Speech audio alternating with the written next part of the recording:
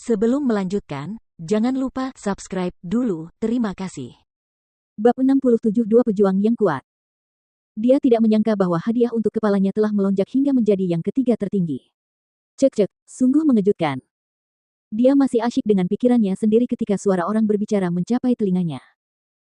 Bagaimana gadis dalam potret itu bisa naik ke posisi 3 teratas? Hadiahnya bahkan mencapai 500.000. Kau baru saja kembali dan kau pasti tidak menyadarinya. Tidak ada pemburu bayaran yang berani menjalankan misi itu sekarang. Mengapa demikian? Karena tidak ada satupun tentara bayaran yang menjalankan misi itu yang kembali hidup-hidup. Hanya dalam waktu sekitar 2 minggu, cukup banyak dari mereka yang telah menyerah pada gadis dalam potret itu. Saat kedua pria itu berbincang, mereka melihat ke arah pria flamboyan berpakaian serba merah dan mereka menjadi penasaran ketika salah satu pria bertanya, apakah Sar ingin memberikan hadiah. Lagi pula, hanya tentara bayaran pasar gelap yang dapat menerima misi yang diberikan di papan. Feng Jiu mengalihkan pandangannya kembali menatap kedua lelaki itu dan menggelengkan kepalanya sambil tersenyum, melihat dari sudut matanya, lelaki paruh baya itu sudah berjalan menuju pintu keluar dan dia pun berjalan mengikutinya dari belakang. Setelah dia pergi, kedua tentara bayaran pasar gelap itu saling memandang dan berkata dengan suara pelan, pria itu sepertinya baru pertama kali ke sini. Ada aura yang mempesona di sekelilingnya, aku penasaran orang macam apa dia. Kita tidak perlu repot-repot mencari tahu siapa dia. Ayo, aku akan membelikanmu minuman.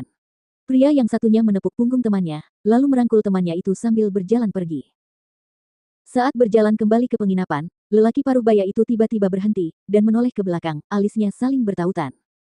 Ia mempercepat langkahnya dan berjalan ke sebuah gang sebelum berhenti sekali lagi dan berteriak. Siapa dia? Tunjukkan dirimu. Sosok berbaju merah melangkah keluar, langkahnya penuh keanggunan. Ia mengenakan setelan lengkap berwarna merah terang, rambut hitamnya diikat dengan pita sutra merah.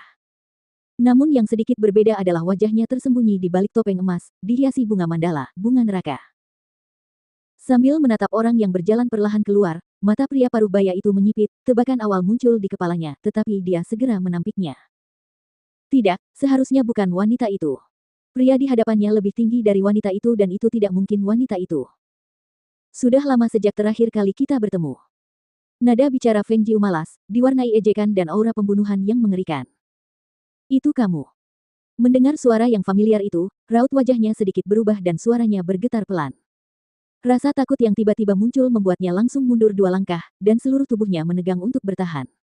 Sebelum pertarungan dimulai, keringat dingin sudah mengalir di punggungnya. Anda tidak dapat menyalahkannya, seorang prajurit mistis yang begitu takut pada seorang prajurit biasa, tetapi karena ia telah melawan gadis itu sebelumnya dan sangat menyadari keterampilannya. Ketika ia berpikir kembali tentang bagaimana ia hampir terbunuh di tangan gadis itu, dan kehilangan fungsi lengannya, teror tak sadar telah merayap masuk, mencengkeram hatinya. Itulah sebabnya dia pergi ke pasar gelap untuk memberikan hadiah untuknya, dan tidak berani menghadapinya secara langsung. Melihat reaksi laki-laki itu, Feng Jiu tidak dapat menahan tawanya dan berkata, jika kamu begitu takut padaku, mengapa kamu masih memberi hadiah untuk kepalaku? Dia melangkah maju perlahan, mempersempit jarak di antara mereka selangkah demi selangkah.